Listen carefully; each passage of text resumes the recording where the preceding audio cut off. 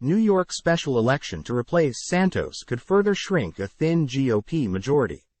Washington, last week, the Republican Party suffered a stinging blow due to its narrow majority when a resolution to impeach Homeland Security Secretary Alejandro Mayorkas fell short by a mere one vote and left party leaders stunned. It marked an embarrassing defeat for Speaker Mike Johnson, R-N.Y, and caused a wave of recriminations as Republicans lament a thin 219 to 212 majority that has left them unable to govern, and brought nonstop mayhem across Capitol Hill. Next week, that margin will change after voters in New York's 3rd Congressional District, which spans portions of Queens and Long Island, have their say. The only question is whether the Republicans' majority will shrink even further, or if they'll regain a vote they lost after the expulsion of Representative George Santos, R-N.Y, who was ousted after a 23-count federal indictment alleging a smorgasbord of crimes.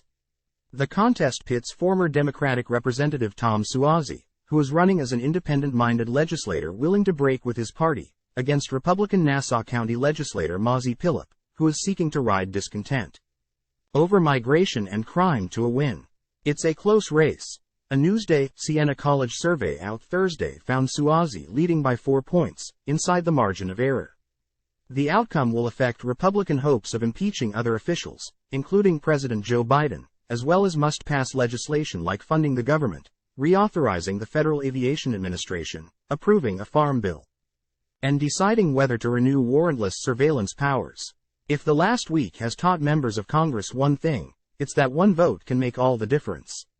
House GOP leaders are eyeing another vote Tuesday to impeach Mayorkas, although it would likely require perfect attendance from the majority party and the expected return of Majority Leader Steve Scalise, R-N.Y, who has been on medical leave battling cancer. If the House falls short again on Tuesday, the outcome in New York could determine whether Republicans have the votes to impeach him.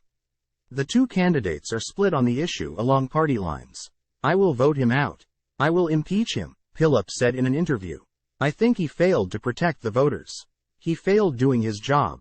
Suozzi called the impeachment attempt a political witch hunt that won't fix the border crisis, arguing that only legislation can. As some Republicans have said, it doesn't even make sense to do this, he said in a recent forum hosted by PIX11.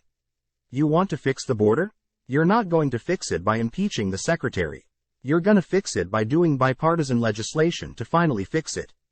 The wafer-thin House majority has made it difficult for Republican leaders to hold votes at all, as a small group of rebels can block them. Instead, Johnson has regularly been forced to use suspension of the rules to hold votes, a process that requires a 2/3 majority to pass but bypasses a procedural vote his detractors have been using to kill legislation. The failed Mayorkas vote left some in the House GOP wondering whether it was a mistake to expel Santos.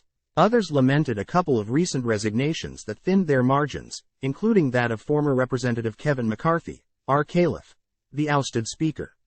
Representative Tim Burchett, R-10, lamented that the GOP majority is so small that Democrats were able to sink the Mayorkas impeachment by bringing Representative Al Green, D. Texas, back from the hospital to vote in a wheelchair. And of course, Steve Scalise is out with cancer. "After our former speaker left us and became a lobbyist, it kind of left us a little bit in a lurch," Burchett, who voted to oust McCarthy, said. "So, I think it'll be brought back up and I think it'll be successful." McCarthy hasn't announced his new job yet since leaving Congress. It's swing districts like this one, which voted for Biden and Suozzi in 2020, then flipped Republican in 2022, that will decide whether House Minority Leader Hakeem Jeffries, D-N-Y, will remain minority leader or become speaker next year.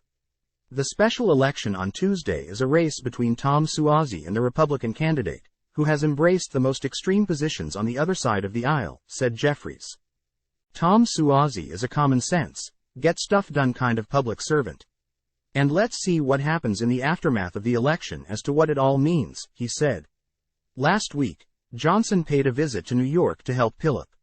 "I'm here in New York because Mazi Pilip," he said in a Fox Business interview on February 9. "She's going to get that job done. It'll send a strong message to the Democrats that coming into this election cycle we've got a great run, great candidates, we're feeling really bullish about the future."